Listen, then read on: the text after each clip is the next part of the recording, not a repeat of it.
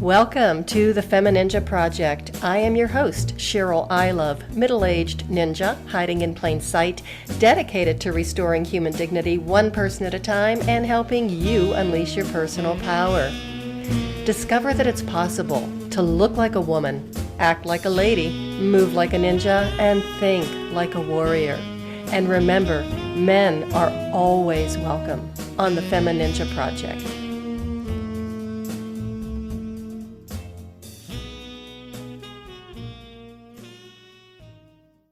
Hello and welcome to another episode of the FemiNinja Project, and thank you so much for tuning in. I really appreciate it.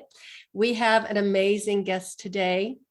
His name is Nate Rifkin, and he has a story about overcoming obstacles that is truly phenomenal. He is the author of the book, The Standing Meditation, which chronicles his life's journey of struggling with self-loathing, suicidal thoughts, alcohol abuse, and his own mind, which had become his own worst enemy. His inner pain finally prompted him to pursue a spiritual path derived from an ancient Daoist meditation, which turned his life around. Nate went from being suicidal to happy and successful. His book hit #1 in new releases in multiple categories on Amazon, and he is passionate about helping others get real results from their spiritual and meditation practice. Nate, thank you so much for being here and welcome to the show. Oh, thank you for having me. It's an honor, Cheryl. And love your swords, by the way. Oh, thank you. Yeah, my swords and all my little weapons behind me. I love them. They're beautiful, really beautiful. Thank you. And there was, of course, a very long story behind all of them, but today it's all about you. And again, I am so happy that you're with us today. And I have to say that in more ways than one, because there was a time when you didn't think you would ever be able to continue on. Yes, that is true. So why don't you tell us, so here you are now, you're an author, you've got this incredible spiritual practice, you're actually pursuing a PhD in... Yeah. My doctor in Chinese energetic medicine. Yeah. And also studying to be a Daoist priest. That's amazing. And I like your background as well. Like, very spiritual and very, the depth of the universe and what it can provide us. Oh, thanks. Yeah. I got the poster of the globe back here, and the little smiley face pillow is my wife's. And I just figured it'd be a good buddy, to have me here on the recording. Yes, he certainly looks pretty happy. So tell us how you got from being so low to where you are now. I did read your book. Thank you very much for sending it to me. So I know how it happened. And there were times even going through the book as I was reading it, it's like, this isn't going to have a happy ending. Oh, no. Even though I knew the end, but it was truly amazing what you've been through and how you did manage to turn your life around. So just share your story with the audience. And I think it's just absolutely fascinating. And you're an incredible person. Oh, thank you. I'd love to. Yeah. Plot twist. His life is still terrible. No. Okay. So, but yeah. In all seriousness, the short version is I came from an emotionally shut down family. And I was a very depressed, angry kid. I thought I could turn things around in college, but I realized even if I was around different people, I was still the same guy, still the same depressed person who was just as socially lost and kind of confused and frustrated as a kid. I dropped out. I said goodbye to nobody. I think the only person who knew I left was my roommate, because he probably walked into a half empty dorm. That's how he found out I left. But at least I had some kind of motivation to make something of my life. So I actually went into business for myself, and I started studying marketing, advertising, and I had an internet-based startup in the fitness niche. Because the one part of my life where I kind of got close to happy was when I was working out in the gym. But the trouble was I was using my own credit cards to finance my business. And I had some hit or miss success. Yeah. It wasn't good. So, and the hits grew more infrequent. And I started piling up credit card debt. And I got to the point I was maxing out credit cards, and the bill would come in the mail and I dropped it on the floor and cover it up with other mail. So it'd kind of be out of sight, out of mind, which is a terrible financial strategy. It did not work. I was going to point that out, but I figured you already realized that. You found out the hard way. I thoroughly figured it out over that time. So, but here's the weird part. Even though I knew nothing about like the fundamentals of business, and even though I really wasn't good at managing my finances, I was really, really into self-help. Like I was setting goals, I was studying self-help books, I was getting coaching and business, and I even had a vision board. Like I got the 3x5 whatever whiteboard. I took a glue stick and I stuck stuff to it. On a rare occasion, someone came over, I'd like hide the thing because I was so embarrassed about it. And what happened was, even though I worked hard, I was missing something because I never achieved a single goal. I kept on spiraling into deeper debt, and I was still the same depressed kid. And at my worst, I would have these just looping self-hating thoughts. And I'd end up on the floor in the fetal position, silently crying. Oh. And eventually, I turned to drinking vodka every morning to just as like a coping mechanism to just squash all those feelings of self-loathing and self-hate. And I'd take like a couple of shots of vodka and mix it with like half an energy drink or half a can of energy drink. I'd drink that in the morning. That was my breakfast. And I think I usually had a second one in the early afternoon. So that was me at my worst. What turned it all around for me was I had a mentor at the time in the business realm, and he was into a spiritual tradition called Daoism, which I had no idea what it was. But it's not just a spiritual tradition. It also has a lot of powerful meditations for the practitioners. And he started teaching these, and something about him just kind of caught my attention. It was almost like it was taking meditation and making it more of a body-based physical thing. And it was tougher. It was more of a challenge. And that appealed to me. There's something about that. It's just like, I dig that. I'm kind of into that. Well, let's see what happens. So I started practicing a minute a day, and I'd add time every day. It's kind of like if you're doing like an isometric exercise, it's like, okay, just add a little bit of time, and your body adapts. Well, I did the same thing. And I was still drinking alcohol. I would meditate and then I'd go drink. That's just where I was in life. But eventually I started feeling a buzz from meditating. I just felt good. It's hard to describe, but it's almost like you take that first sip of coffee. It's just like, I just feel kind of good right now.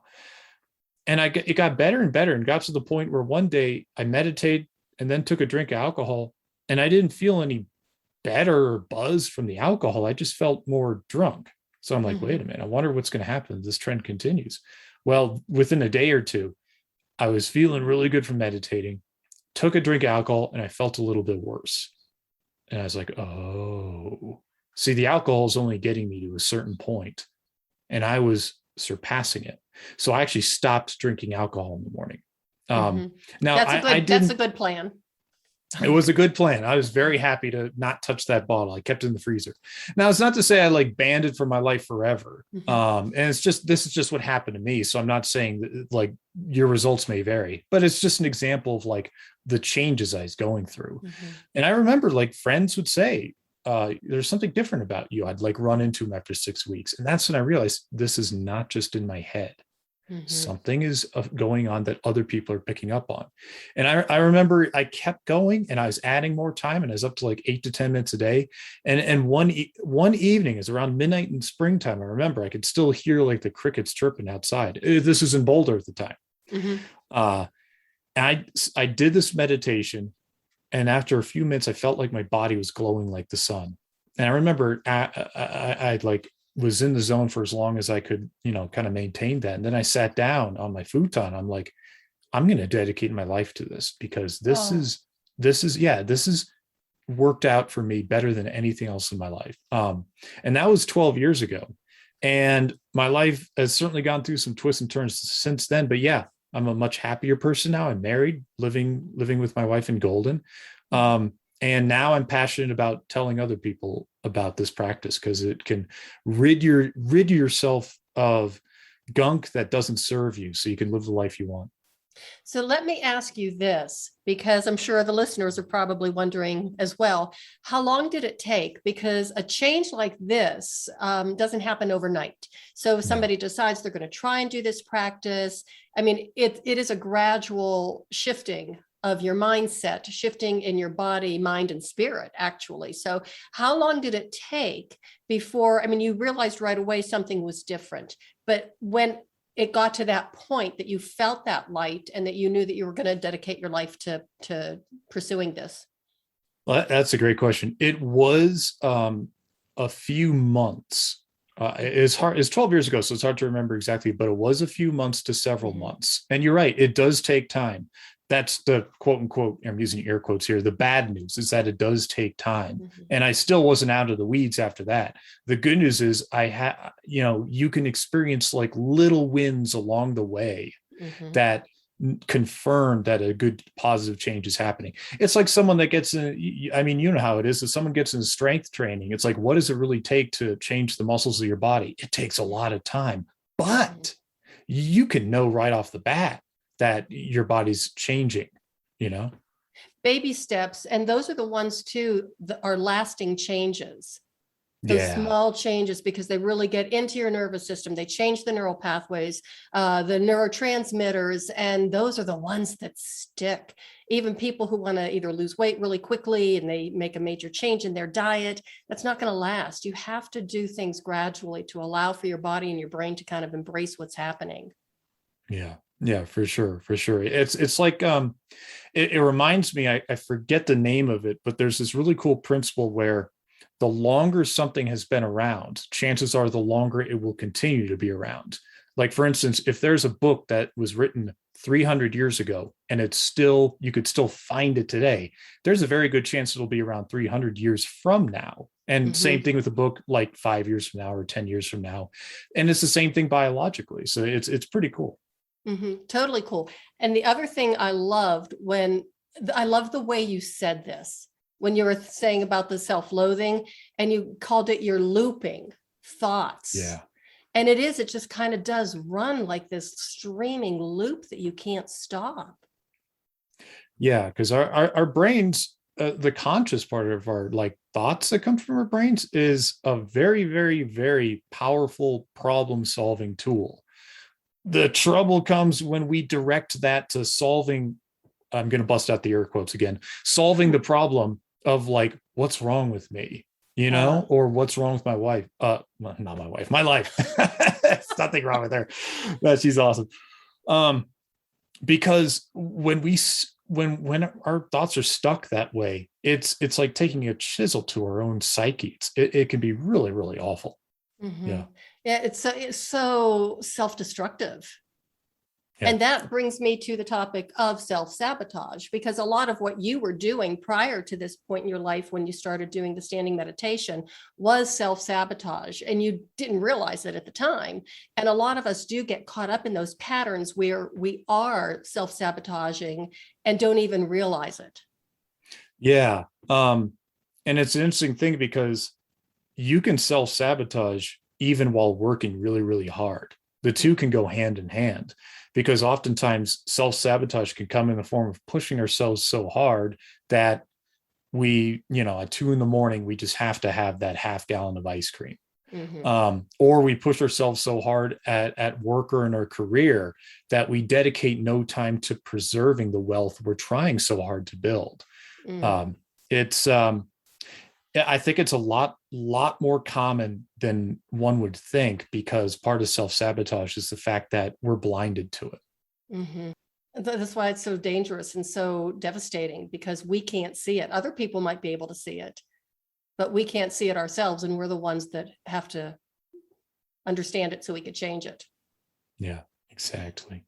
So what really intrigues me is this idea of a standing meditation, because I'm one of these people that cannot meditate. I've tried sitting still, doing it doesn't work for me. I can do moving meditations.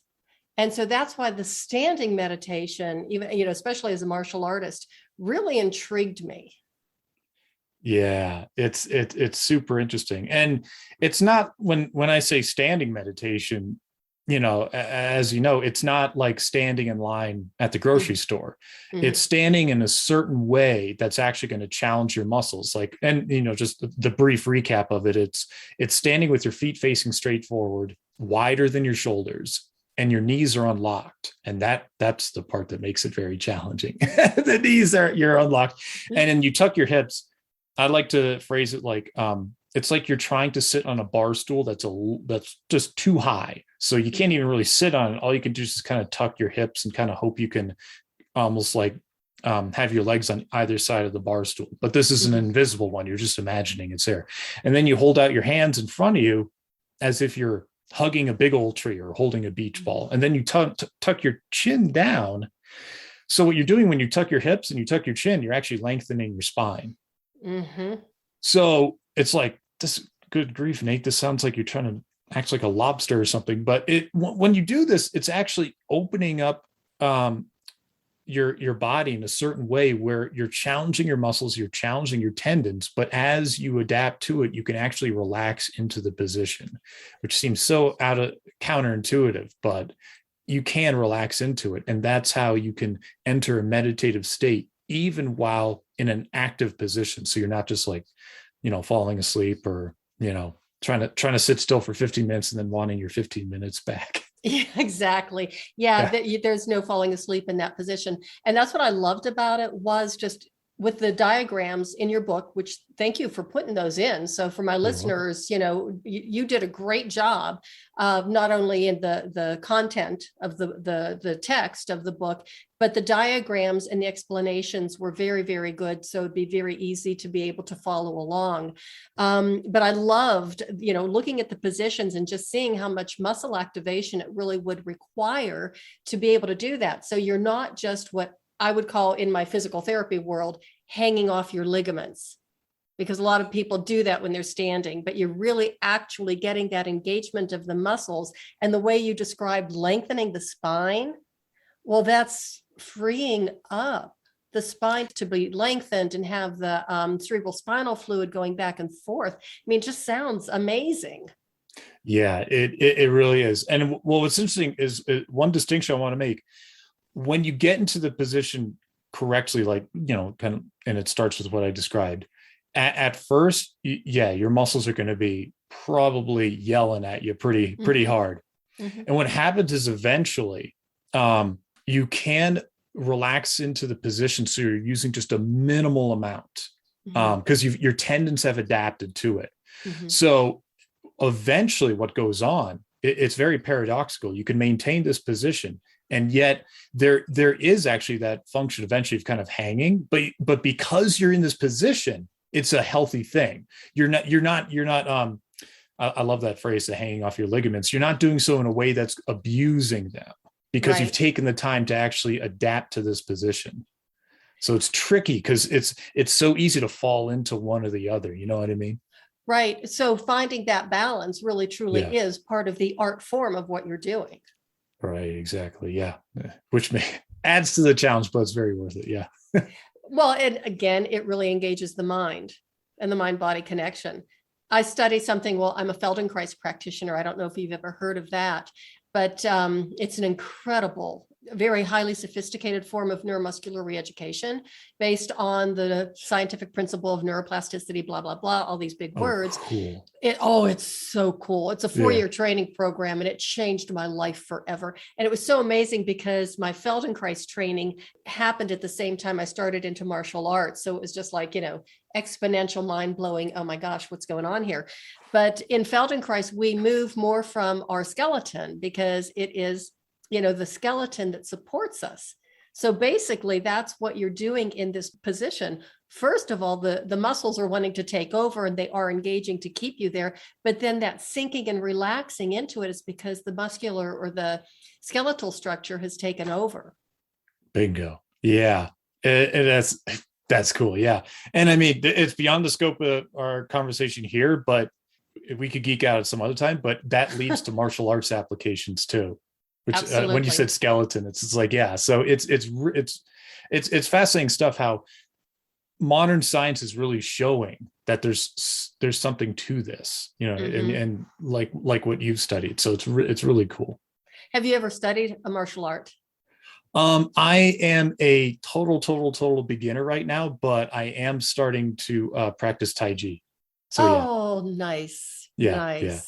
But I kind of fell into it backwards because oftentimes in the Daoist path, you start with martial arts and then you progress to the more meditative, spiritual aspect. And I kind of stumbled backwards. So I'm like, now I'm learning about all these cool martial arts. So I'm like, oh, I want to do that.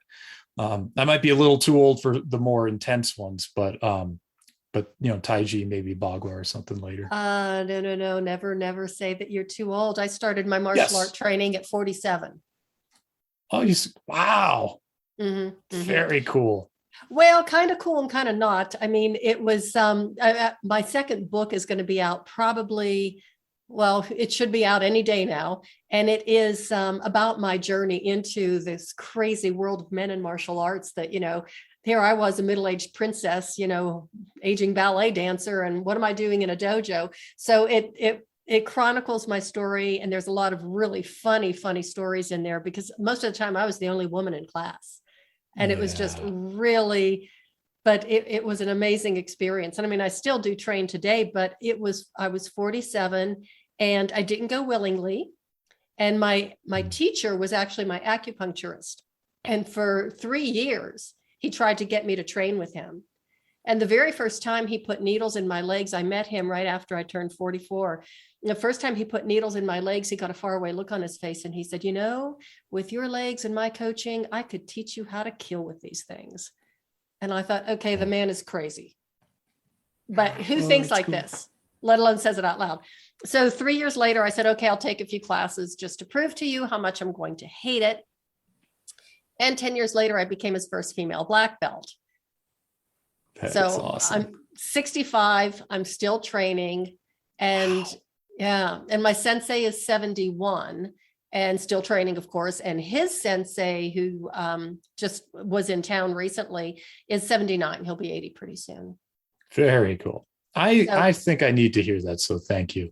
You're welcome. You did. I think you needed to hear that because never say you're too old. You are never too old for anything.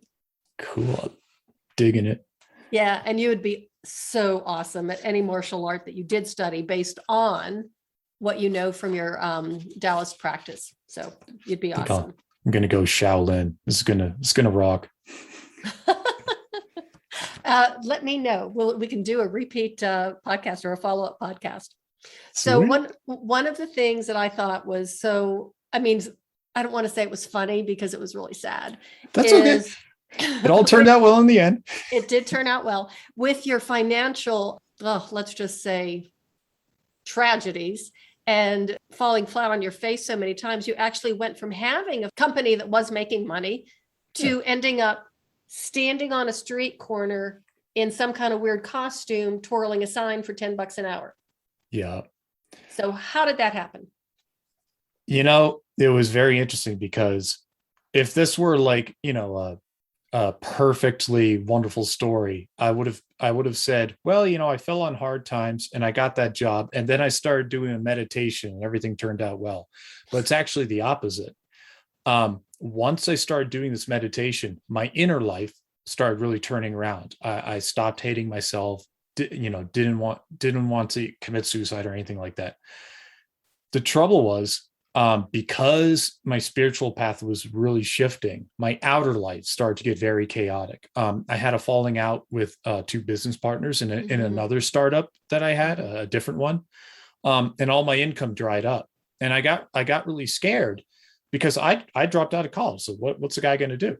Well, I hopped on Craigslist and I'm like, all right, I just want something to pay the bills that won't be too mentally demanding because I still want to make a go on my own in the business world. Mm-hmm. So I found the sign spinning gig and the ad for it said, hey, you can listen to music all day. In my mind, I'm thinking I can listen to audiobooks all day. So I got the job. They interviewed me and I showed up and I was breathing. So I guess I was qualified. And it was actually I was 5 days a week going out every day from 10. My shifts were 10 a.m. to 6 p.m. I remember I'd be juggling my sign and holding a cup of coffee. I'd have a smock on that was a costume advertising the store, and I'd walk outside, set down my coffee, play my MP3 player, and work until 6, with a lunch break and a couple other breaks. And I was the happiest I'd ever been in my life. And because I was finally, number one, I was taking care of my inner life, my inner world. Number two, because I was taking care of my inner world, I was finally addressing my financial woes. And I was, for the first time, spending less money than I made. And I was doing that on $10 an hour. Now, this is back in 2011. Now, things are a lot different now. We've got inflation and all that, but I'm just saying that's what happened to me. But I moved into the cheapest condo I could find. It was out in Aurora, Colorado.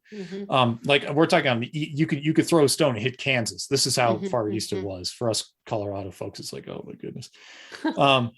So, but I slept the best I ever did, because for the first time I was actually able to save money. And not only that, I was able to really instill a lot of self-esteem in myself, because here I was at the bottom of a totem pole in the company, but I still showed up every day on time and I did a great job. And I was able to actually, develop some friendships with my coworkers. So it was like someone on the outside could say, boy, your life is an even worse train wreck. But what they weren't seeing, what I could see, is that life was giving me exactly what I needed to grow and develop myself. And I think that's true for everyone. Well, in some ways, that's a lovely story, because just to be able to have that kind of peace and the confidence that you get from doing a job well done. And it doesn't matter if it's flipping burgers or, standing outside with a costume, twirling a sign, whatever you're doing, if it really resonates with you and makes you happy, then that's all that matters. Yeah, exactly. And then there's always that, for me, and I think a lot of other people, there's always that little voice. It's like, well, but I really want this. It's like, cool. I figured out the hard way. The way to get that, whatever it might be, is to first be more than happy with that tough job. Because once you're operating from that place of like, I am more than enough, or I am enough, that's how your perceptions will start to open. And that's how you can start erasing that self-sabotage. It's so counterintuitive, but that's how it works.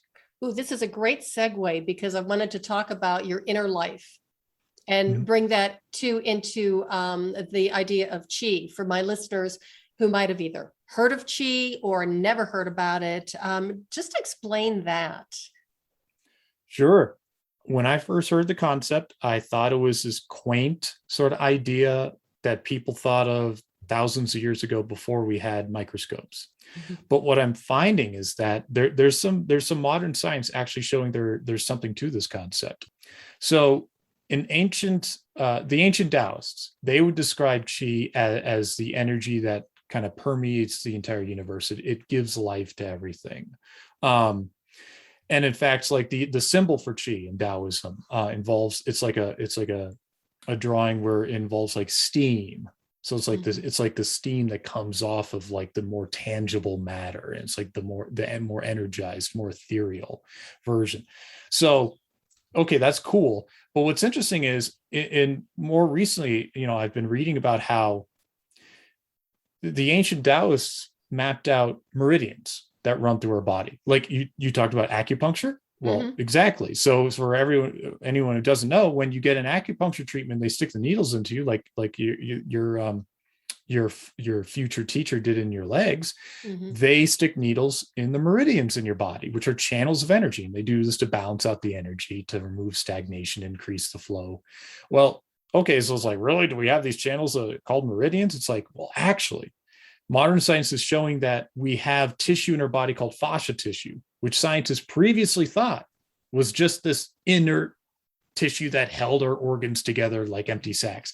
Well, it has these channels of energy, and these channels of energy are matching up with the maps of meridians that ancient Taoists mapped out. Mhm. And these channels of energy have what's called piezoelectric energy running through them, which is Mhm. a form of electricity. And this piezoelectric energy might govern the way our stem cells behave. Now, Mhm. anything beyond that goes over my head. I'm not a scientist, but when I see stuff like this, I realize it really helps me out, because it's not just woo-woo. It's there's really something to it. And we have the choice of whether to harness the power of this chi or not. And for Mhm. years I did not. And look where that led me. But when I did, I was finally able to turn the rest of my life around. And we all have this energy running, coursing through us. We all do. Mhm.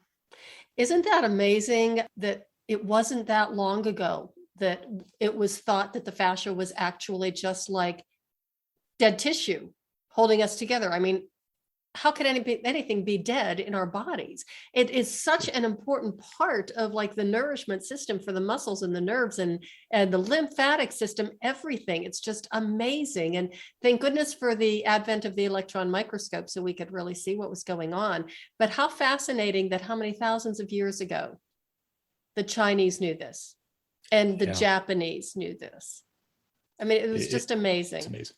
It's so Mhm. cool. One of the things I remember reading was that, and I don't know if it's true, but I think it is, one of the reasons that in modern times the scientific community struggled to really spot this was because so much of our knowledge is based on cadavers. Mhm. Well, cadavers are already dead.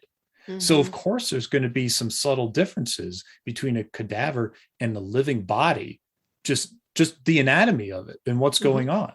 So when I read that, I hit my head. I'm like, well, of course, if there's a Mhm. channel of energy, of course it's going to be invisible when we dig up a cadaver and look at it. Well, let's geek out a little bit more because Okay. as we're talking about this, just the mindset, your inner life, and like those looping negative thoughts, and how that would impact that whole ecosystem that we're talking about with the fascia and the communication and the piezoelectric principles and all of that. So when you have those negative thoughts, it really is having an effect on your physiology on a microscopic level, on a cellular level. Oh yeah, yeah, absolutely. And the best way I could describe it, I'm going to have to zoom away from the scientific realm and leave that to someone more qualified. But I can talk from my experience and what I'm learning from studying Taoism. When we're born into this world, we are going to get hit with some kind of trauma. It's Mhm. just part of our existence here on earth. It's in the cards for everyone. Now, what will often happen is when we get hit with a painful experience, especially an emotionally painful experience, we don't know how to really emotionally process it. I mean, no one hands us the guidebook on how to do that when we're a baby, or even as an adult, which is why this conversation is great. We're turning it around. So, but but what goes on is that not only is it going to affect us psychologically, but even at that energetic level, we're going to get affected because the trauma is going to get stored in our tissues somehow. Mhm. It's the way I like to say is our body is playing triage. It's like, I Mm. can't deal with this now, but I can stuff it down, Mhm. create a coping mechanism around it, and then continue to live my life, which is true, but it can get in the way later when you're free from the traumatic threat, but now you're trying to thrive in life. Mhm. Let me bring this right down to earth. So let's say when you were a kid, you overheard your parents arguing about money, Mhm. and it was stressful. You might not even know what was really they're arguing about, but it impacted your body, it stressed you out, you got chronic tension from it. What's happening is you're not able to process that trauma. And on an energetic level, years down the line, there's a good chance you're going to have your own problems with money because you've got the coping mechanism now of, I just can't deal with that. I'm going to ignore it. Mhm. Some people love geeking out about financial stuff. And and as a result, that can really help their careers. It can help them in the business realm. But when you've got a trauma around that, and it could be beneath your conscious awareness on an energetic level, it's going to affect your behavior and your perceptions. So Mhm. that's why dealing with this stuff on energetic level can be so healthy. So that brings me to another little point I wanted to bring up. You talk about surrender. and the importance of surrender. So to me, that kind of fits in with that same idea, because you have this trauma you haven't dealt with, and you might be kind of like fighting what's going on. And I think once you recognize that it's there, and you just talked about surrender in your book. So if you can address that a little bit, that'd be great. Yeah, I'd love to, because I think it's a concept that is kind of it's misunderstood, including by me, because I don't think it's just really taught very well. Because in the kind of the more Western world, not or outside of spiritual traditions, we hear surrender, we think giving up. I surrender. It's or sitting on the couch. It's like, oh, I'm very surrendered. I'm just going to pop up some Netflix here. So I'm very surrendered to the outcome. But that's not what it's about. Surrendering is, you can still work hard and put forth your best effort and work on yourself. What you're surrendering to is an addiction to a specific outcome in a specific time in a specific way. And if not, you're just gonna be upset and you're gonna hate yourself. A joke that my teachers like to use is like, when it comes to happiness, a lot of people hold their happiness hostage. It's like, give me what I want, or the happiness is gonna get it. That's a lack of surrender. Actually, you're the martial arts expert, not me, but I'll go out on a limb and say this metaphor: surrender and lack of surrender. If someone throws a punch at you and you cringe and you flex all your muscles and go, that's not surrendering. I mean, what are you talking about? I'm working hard. I'm flexing my muscles. I'm trying to avoid it and tough it out and brace myself for the impact. It's not going to do you much good. Surrender is being so relaxed that you can move quickly. And you're not in denial that you're about to get punched. You're like, what are you trying to do? It's like, okay, you want to punch me? Okay, fine. All right. We're fighting now. Okay. So you surrendered to the situation. Now, that doesn't mean you're going to lose. It just means you accept things as they are. Absolutely. I am so glad you brought that up. And I think you are an expert in martial arts, because that's exactly what we're taught, is acceptance versus resistance. Because if you're resisting an attack too much, that's exactly, to the benefit of the attacker. But if it's, you just accept that it's going to happen, just what you said, you relax, and then you're capable of using the attacker's energy to take them down. Awesome. And you do it without messing up your makeup or breaking a nail. Yeah, it's the other person that's got to worry about their hair and all that. Exactly. It's cool. Pretty funny. So the other thing you talk about is goal setting, and why goal setting leads to failure. And I thought that was fascinating. I think you already did touch on it. Yeah, so if you could just say a little bit more about that, that'd be great too. Sure. Before anyone gets up in arms, I like to grab attention, so I love to throw that one out there, like goal setting. Oh yeah. Abandon it. If it works for you, I'm not going to argue with results, not at all. So, and for a lot of people, it does. So I'm not going to argue with that. What I've found is that goal setting will frequently fail for a couple of reasons. One, people, they accidentally abuse the concept, because it goes back to what we were talking about earlier, like, give me what I want, or the happiness gets it. A lot of people will turn that into, I'm going to achieve this goal and I'm not happy until I make it, which leads to either being miserable, or what's more common, I think, is they don't achieve their goal because their addiction to the outcome causes self-sabotage and they remain miserable. So that's why I consider goal setting very similar to keeping an eye on the scoreboard in a basketball game. There's a basketball coach that had a really cool phrase, and I got the name of the coach wrong, so I won't ascribe it to a specific coach, but you can Google it. But the phrase is, the scoreboard will take care of itself. So, I mean, I think there is a tiny bit of strategy involved, like in a sporting event, where it's like, oh, if I'm down by 2, I can make this shot. If I'm down by 3, I have to make this shot, and with this many seconds left. But for most of the game, you want to keep your eye on the opponent, you want to keep your eye on the ball, and you want to make sure your mindset is right, and you want to drill the skills that are going to allow you to succeed and work with your teammates. The scoreboard will take care of itself.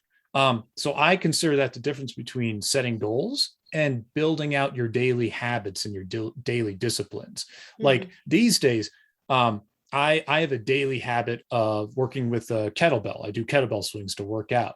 I have no goals for in terms of like what weight am I going to be at next month or next year, but I've got that daily discipline. So you can bet I'm going to be getting stronger, and I already have.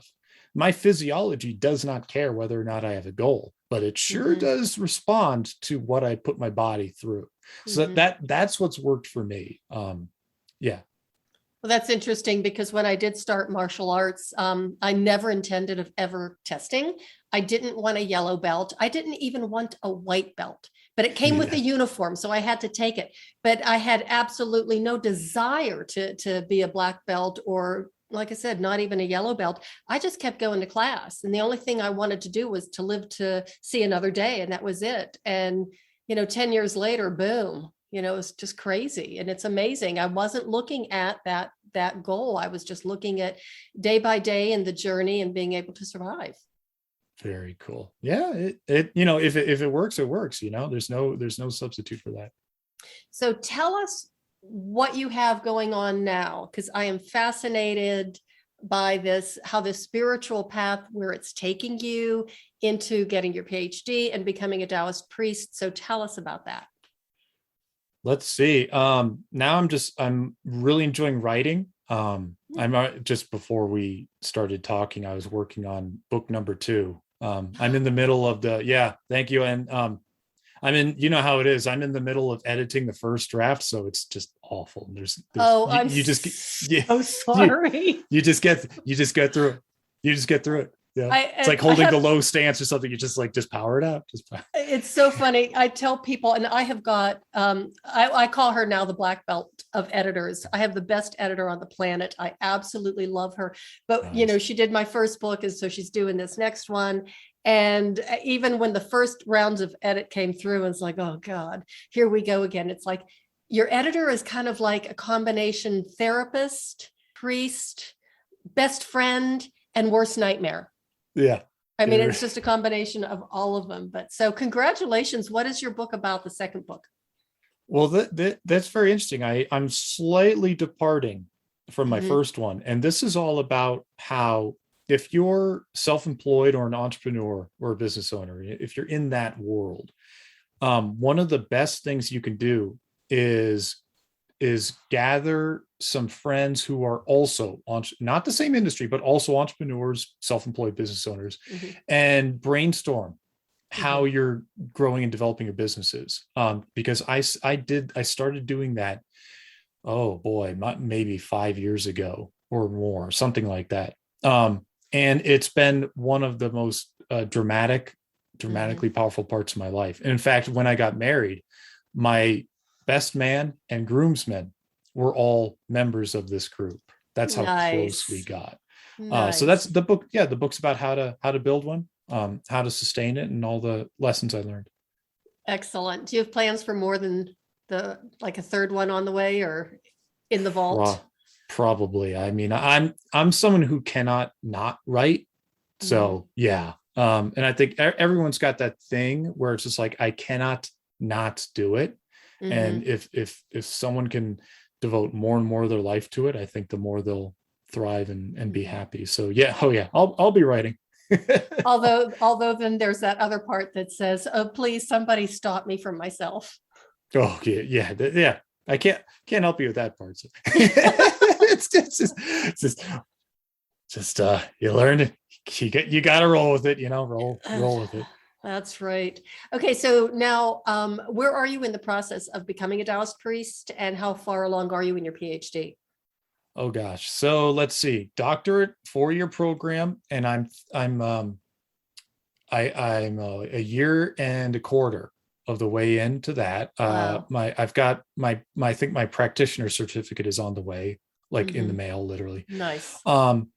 And let's see, priesthood, I think it's 3 or 4 years, and I'm about a year and a half into that.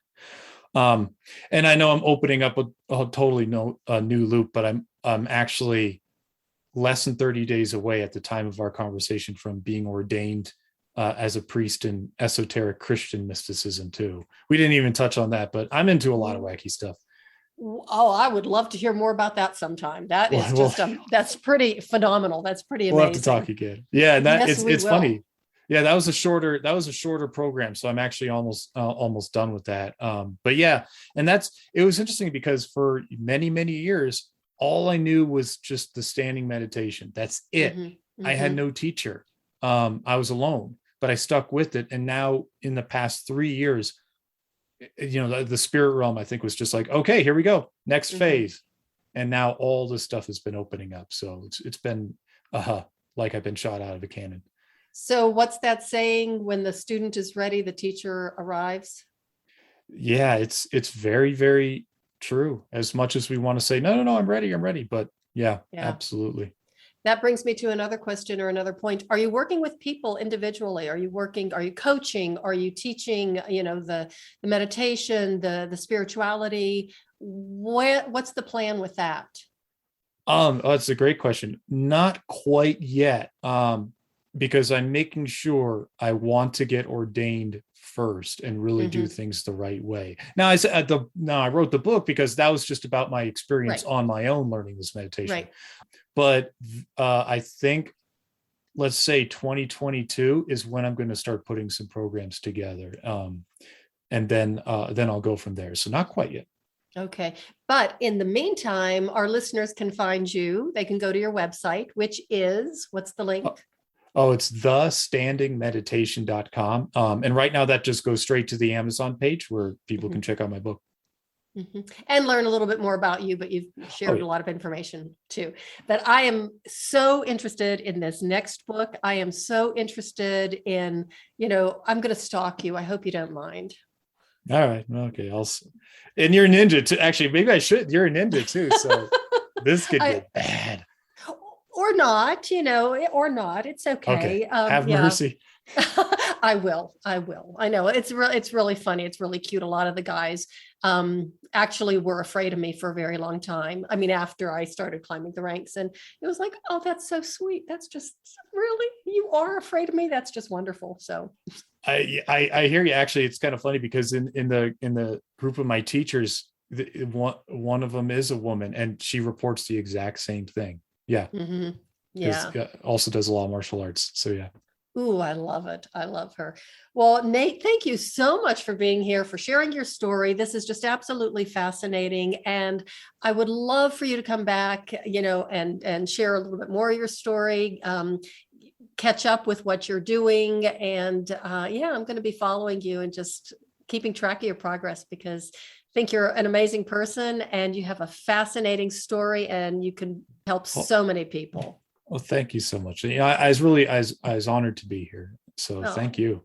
Well, thank you. And everybody, thank you so much for listening. Do check out Nate's website, check out his book. It really is amazing. I did read it. And like I said, full of wonderful information, including the images and the diagrams for the standing meditation. And just remember to take care of your inner life, because that is even more important than your outer life. And never give up.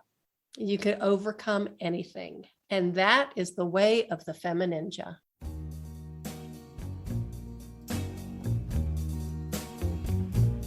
And that's a wrap on another episode of the FemiNinja Project. Thank you so much for listening. And remember, be safe, be strong, and until next time, bye now.